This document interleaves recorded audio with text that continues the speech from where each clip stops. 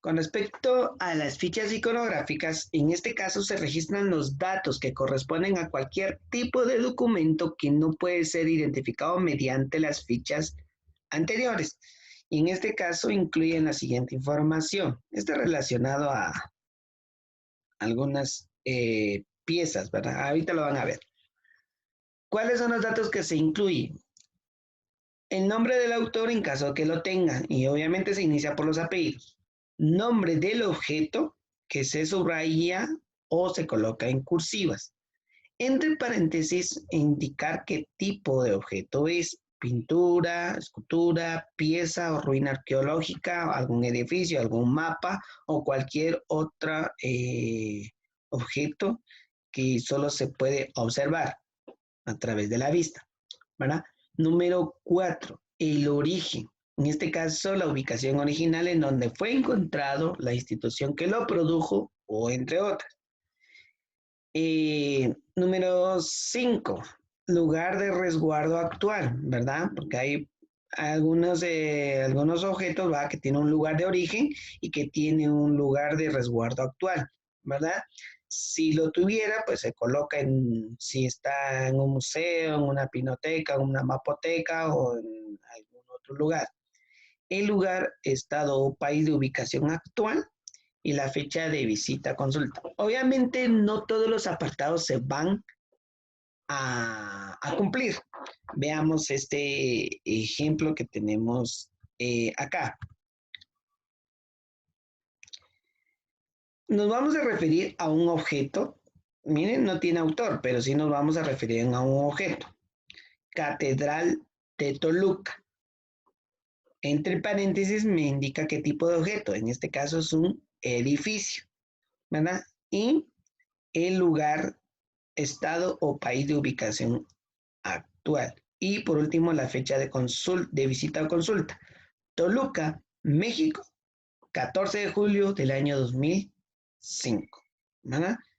No es muy complicado. Por ejemplo, ¿cómo yo podría colocar si yo les digo, por favor, me hacen una ficha iconográfica del Tecumumán que se encuentra en la rotonda de la zona 7, allá por el periférico? ¿Cómo lo haríamos? Bueno, autor sí hay, ¿sí? Le podía colocar Galeotti Torres, ¿sí? En este caso es Torres, Galeotti, porque primero va sus apellidos. Torres Galeotti. Nombre del objeto, Tecumumán. ¿Qué tipo de objeto es? Es una escultura. Entonces podría colocar en el apartado 3, escultura. Origen, pues no tiene un origen porque esto fue producido acá, ¿verdad? Entonces no colocamos esto. Lugar de resguardo, pues tampoco porque no está dentro de un lugar donde lo estén guardando, que es enorme, ¿verdad? Pero sí tenemos lugar, estado o país de ubicación actual. Entonces colocaríamos Quetzaltenango, Guatemala, ¿sí? Y la fecha de visita o consulta. Puede ser que lo voy a ir a visitar hoy. Hoy lo voy a ir a ver. Coloco ahí la fecha del día de hoy, que sería 22 de abril del 2020. ¿Ah? No es muy difícil la ficha iconográfica. ¿Duda con respecto a este tipo de ficha? No, no todos estos apartados se van a cumplir a cabalidad, porque eso va a depender de los datos que el objeto analizado, estudiado o consultado nos vaya a brindar, ¿verdad? Fichas para medios electrónicos, y aquí es en donde hay que tomar en cuenta. Este tipo de fichas nos permite la identificación de cualquier documento de índole electrónico, ya sea en CD-ROM, en disquete, bueno, ahorita ya no encontramos disquete, esa era en mi época, o Internet. Y según las normas ISO 692, se establecen los requerimientos mínimos en las fichas de identificación. Óigase bien, y se entiende requerimientos mínimos, ¿verdad? ¿Cuáles son?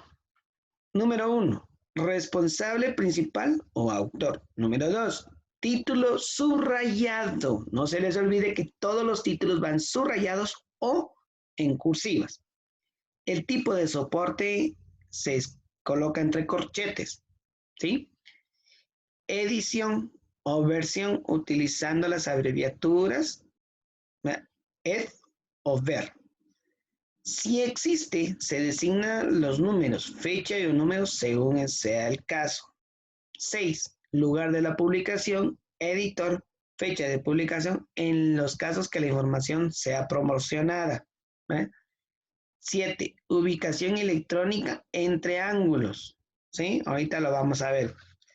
Número 8. Disponibilidad y acceso de ser necesario, por ejemplo, cuando se requiera una clave. Entonces, es importante que tomar en cuenta este dato. Y el número 9, la fecha de consulta que se coloca entre paréntesis. La fecha de consulta se coloca entre paréntesis.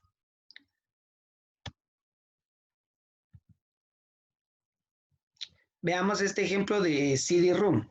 Si en dado caso la información lo encontramos en CD-ROM. Recuerde que bueno, hace unos 10 años había muchas enciclopedias, muchos diccionarios, muchos libros que venían en CD, ¿verdad? O se vendían en CD. Entonces podríamos encontrar ahí la información. Veamos, en CD-ROM dice que de los datos mencionados anteriormente se omite la ubicación electrónica, la disponibilidad y el acceso, o sea, los últimos 3 apartados, el apartado 7, el 8 y el 9, así como la fecha de consulta, ¿verdad? En este caso también se omite. El siguiente es un ejemplo de ficha de identificación. Veamos. Aquí tenemos el responsable principal o autor. En este caso es una institución, Real Academia Española. Aquí aparece en cursivas el título, Diccionario de la Lengua Española. Tipo de soporte entre corchetes, vean, CD-ROM. Edición, aquí veamos, 21ª edición, versión 1.1.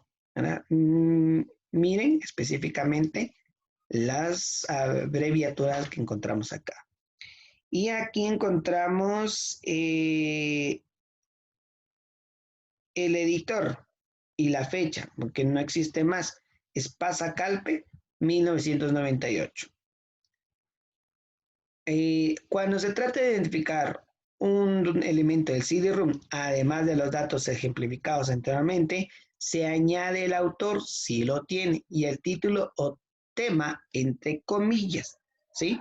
Es lo mismo que con las anteriores, ¿verdad? Cuando nos enfocamos precisamente en un tema que está dentro de ese CD-ROM. Veamos. Título.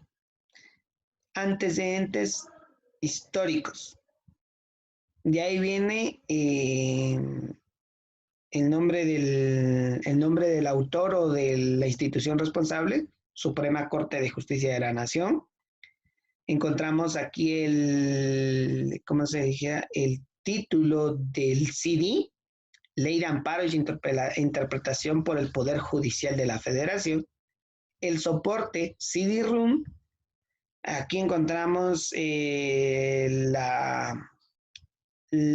lugar de publicación y el editor, México, Poder Judicial de la Federación, y aquí encontramos otros datos como la ubicación de este tipo de CD dentro del archivo. De Internet.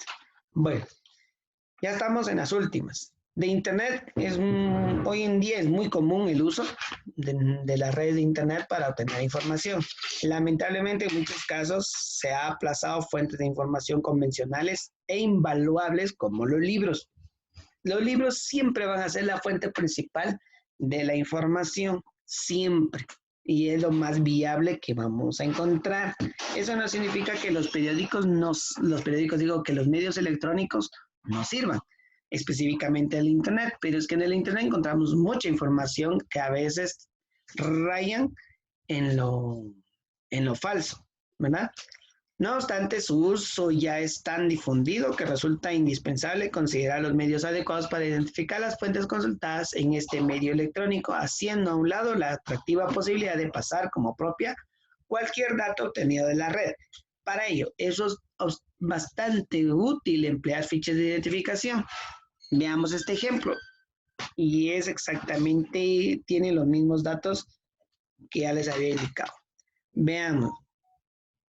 Ya sea que coloquemos el nombre del responsable o el nombre de la institución. En este caso es Instituto Cervantes.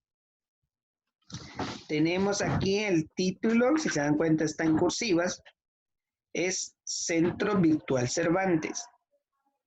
Colocamos entre corchetes el tipo de soporte, aquí dice en línea, o podemos colocarle página web. Página web. La fecha colocamos acá, que es el 30 de julio del año 2005, ¿verdad? El lugar de publicación, España. El editor, Instituto Cervantes. Y la fecha de la publicación, 30 de julio 2005. Y entre ángulos, que son estos angulitos que podemos ver acá, escribimos la ubicación, o sea, la página de internet. Y colocamos acá entre corchetes la fecha de consulta.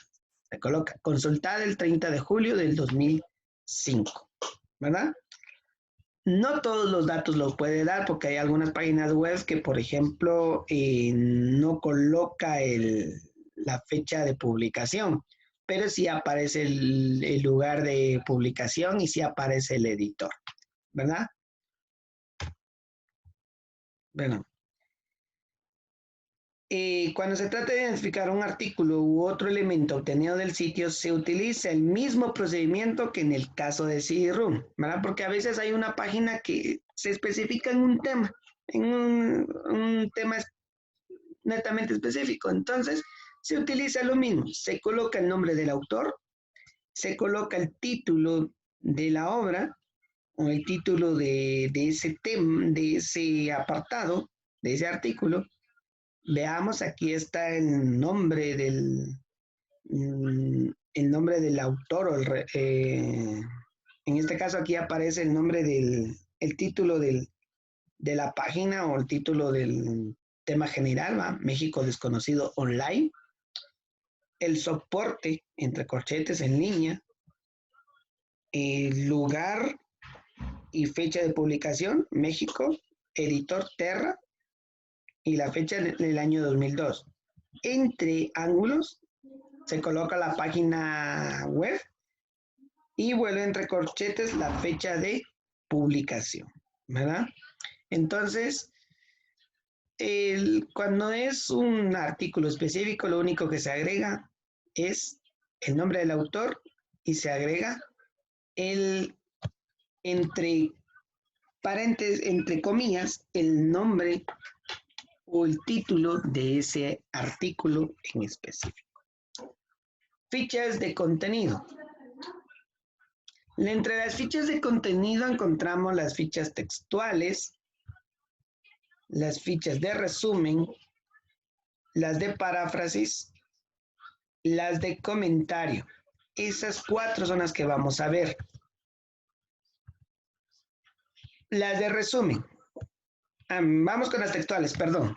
En este caso, la ficha textual se elabora cuando resulta importante citar las palabras de un cierto autor debido a la autoridad que representa, la precisión o importancia de la información, o simplemente porque si ello se dice de manera diferente se desvirtuaría el sentido. Se transcribe la información de la fuente tal y como aparece, incluso si tuviera errores, y utilizando comillas al inicio y al final del fragmento que se copia. Veamos, al inicio y al final, ¿sí? En este caso, cuando resulta indispensable que el investigador intercale algunas palabras u oración para aclarar la cita, deberá hacerlo entre corchetes, en caso de que omita algunas palabras u oraciones, registrará puntos suspensivos entre los corchetes, ¿verdad? En caso tiene que omitir algunas, ¿verdad? En el espacio correspondiente al excluido. Si se trata de prescindir de un párrafo completo o un fragmento mayor, se anota también puntos suspensivos entre corchetes como una única información en una línea para indicar que se omite parte de esa información. Cuando concluye la transcripción, el investigador deberá registrar sus comentarios para no olvidar los motivos que le orillaron a seleccionar el fragmento. Veamos esto. Se coloca el título, el autor, se coloca el nombre del artículo en específico, Santa, elementos sensoriales, y la página en donde encontramos ese artículo. Se copia el párrafo que a nosotros nos pareció importante. Recuerden, miren, entre comillas, y por último se coloca un pequeño comentario de parte de la persona quien lo consulta. De resumen, en este caso se utiliza para sintetizar la información proporcionada por las fuentes sin alterar el sentido. Resulta adecuada para omitir datos excesivos o inútiles para los fines de investigación, para evitar un desarrollo extenso del tema cuando no es necesario o para simplificar el modo en que el autor expresó sus ideas.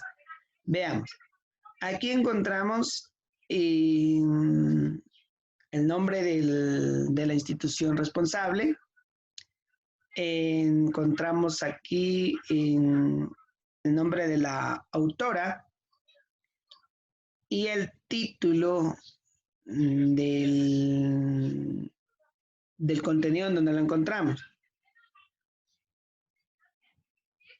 El nombre de la revista o el documento en donde lo vamos a ubicar, de qué páginas a qué páginas lo vamos a encontrar, qué tipo de ficha es este, resumen, y hacia qué se enfoca, problemas.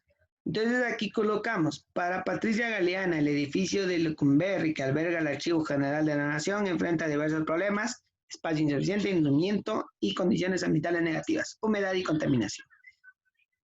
Resumió el autor de esta ficha 2 páginas, lo resumió en unas cuantas palabras, pero es que es solo para identificar o para sintetizar la información que proporciona la fuente. ¿De acuerdo? Las de paráfrasis, pues es cuando ya el investigador ha leído y ha comprendido el fragmento de la fuente y para elaborar debe asegurarse haber comprendido el sentido auténtico para evitar cambios de idea, ¿sí? Y posteriormente lo registrará con sus propias palabras. Veamos, los 2 anteriores se copia literalmente lo que el autor escribió. En este de paráfrasis se coloca, se registran las palabras del autor de esta ficha, pero siempre y cuando haya comprendido lo que leyó, ¿verdad? En este caso dice que además de que es base primordial al momento de presentar el informe final de la investigación, puesto que evita invertir más tiempo del necesario en redactar. Veamos el título, Pensamiento religioso, de Eco y Martínez.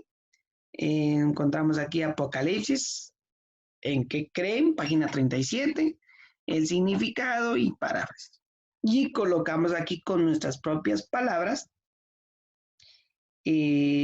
como les digo, con las propias palabras del pensamiento del autor, siempre y cuando haya comprendido el sentido auténtico del tema.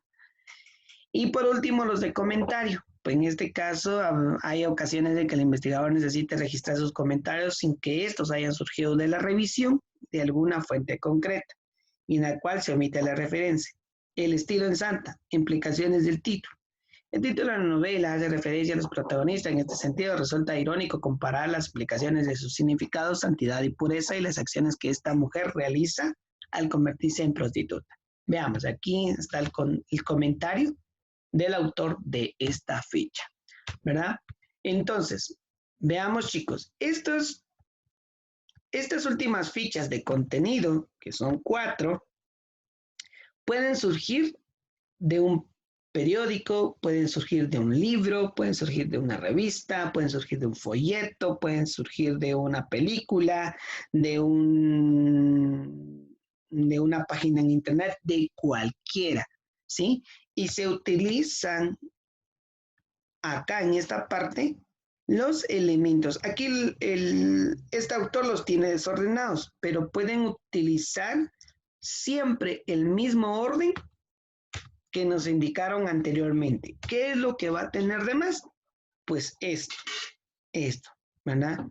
En el caso del textual se copia y un comentario. En el caso del de resumen, pues se coloca en resumidas cuentas el parte del contenido. De paráfrasis con sus propias palabras sin perder el sentido auténtico del autor. Y el de comentarios, porque usted aquí hace su propio comentario, pues obviamente sin haber revisado exhaustivamente el contenido. Esa es la única diferencia que existen con respecto a las fichas de contenido. Entonces, les agradezco su atención con respecto a esto.